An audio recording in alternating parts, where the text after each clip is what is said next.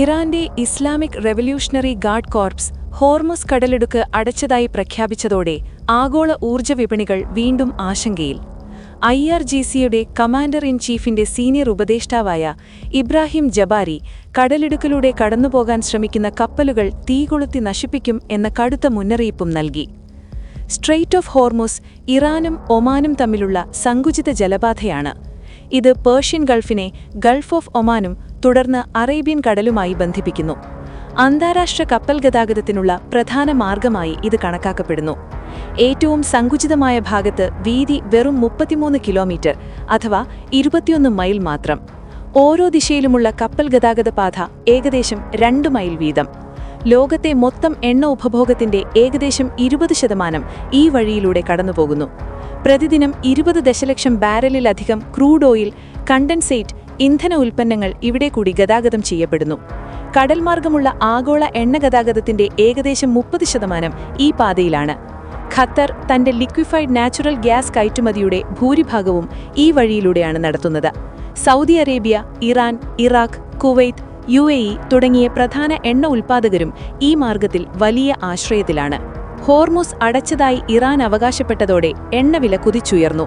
എന്നാൽ അന്താരാഷ്ട്ര തലത്തിൽ കടലിടുക്ക് പൂർണ്ണമായും അടച്ചുവെന്ന ഔദ്യോഗിക സ്ഥിരീകരണം നിലവിൽ ലഭ്യമായിട്ടില്ല. എന്നിരുന്നാലും ടാങ്കർ ഗതാഗതത്തിൽ കുറവ് റിപ്പോർട്ട് ചെയ്യപ്പെടുന്നു. ചില കപ്പലുകൾക്ക് ഇലക്ട്രോണിക് ഇടപെടലുകളുണ്ടായതായി റിപ്പോർട്ടുകളുമുണ്ട്.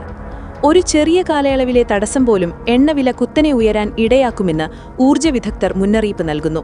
ചില ആഴ്ചകൾ നീണ്ടുനിൽക്കുന്ന അടച്ചിടൽ സംഭവിച്ചാൽ ബാരലിന് $100 മുകളിലേക്ക് എണ്ണവില ഉയരാനും യൂറോപ്യൻ ഗ്യാസ് വില 2022 പ്രതിസന്ധി തലങ്ങളിലേക്ക് മടങ്ങാനും സാധ്യതയുണ്ട്. പകരം മാർഗങ്ങൾ, പരിമിത സാധ്യത. സൗദി അറേബ്യയ്ക്ക് തന്റെ ഈസ്റ്റ് വെസ്റ്റ് പൈപ്പ് ലൈൻ വഴി ചില കയറ്റുമതികൾ റെഡ് സീയിലേക്ക് തിരിക്കാൻ കഴിയും. UAEക്ക് ഹബ്ഷാൻ ഫുജൈറ പൈപ്പ് ലൈൻ വഴി ഭാഗികമായി ഹോർമുസ് ഒഴിവാക്കാം. ഇറാഖിന് തുർക്കി വഴി ഒരു പൈപ്പ് ലൈൻ ഉണ്ട്, എന്നാൽ ഭൂരിഭാഗം കയറ്റുമതികളും ബസ്ര വഴി ഹോർമുസ് വഴിയാണ്. എന്നാൽ കുവൈത്ത്, ഖത്തർ, ബഹ്റൈൻ തുടങ്ങിയ രാജ്യങ്ങൾ പൂർണ്ണമായും ഈ കടലിടുക്കിൽ ആശ്രിതരാണ്. അതിനാൽ പൂർണ്ണമായ അടച്ചിടൽ ആഗോള വിതരണത്തിൽ വൻ ആഘാതം സൃഷ്ടിക്കുമെന്ന് വിലയിരുത്തപ്പെടുന്നു. ഇസ്ലാമിക് റെവല്യൂഷണറി ഗാർഡ് കോർപ്സ് ഈ നീക്കം മേഖലയിൽ ഉയരുന്ന സംഘർഷത്തിന്റെ പശ്ചാത്തലത്തിലാണ് പ്രഖ്യാപിച്ചത്. ഇറാൻ പ്രതിദിനം 3 ദശലക്ഷം ബാരലിലധികം ക്രൂഡ് ഓയിൽ ഉൽപ്പാദിപ്പിക്കുന്നു. ഖാർഗ് ദ്വീപ് തുടങ്ങിയ ടെർമിനലുകളിലൂടെ കയറ്റുമതി നടത്തുന്നു. ഇവിടങ്ങളിലേക്കുള്ള ആക്രമണങ്ങൾ പ്രതിസന്ധി കൂടുതൽ രൂക്ഷമാക്കും. 1973-74 യോം കിപ്പൂർ യുദ്ധത്തെ തുടർന്ന് അറബ് രാജ്യങ്ങൾ എണ്ണ ഉപരോധം ഏർപ്പെടുത്തിയപ്പോൾ ആഗോള സാമ്പത്തിക പ്രതിസന്ധിയുണ്ടായിരുന്നു. 1979 ഇറാൻ വിപ്ലവത്തിനു ശേഷം വീണ്ടും എണ്ണ വിതരണം തകരാറിലായി. ഇപ്പോഴത്തെ സാഹചര്യം അതിനേക്കാൾ ഗുരുതരമായ പ്രതിസന്ധിയിലേക്ക് നീങ്ങാമെന്നാണ് ചില വിശകലനങ്ങൾ സൂചിപ്പിക്കുന്നത്. ഇന്ത്യയ്ക്ക് ഗൾഫ് മേഖലയിൽ നിന്നുള്ള ക്രൂഡ് ഇറക്കുമതിയിൽ വലിയ ആശ്രയമുണ്ട്. ഹോർമുസ് കടലിടുക്ക് ദീർഘകാലം അടച്ചിടുകയാണെങ്കിൽ ഇന്ധനവില കുത്തനെ ഉയരാൻ സാധ്യതയുണ്ട്. രൂപയുടെ മൂല്യം ബാധിക്കാം. ഇറക്കുമതി ചെലവുകൾ വർദ്ധിച്ച് പണപ്പെരുപ്പം കൂടാൻ സാധ്യതയുണ്ട്.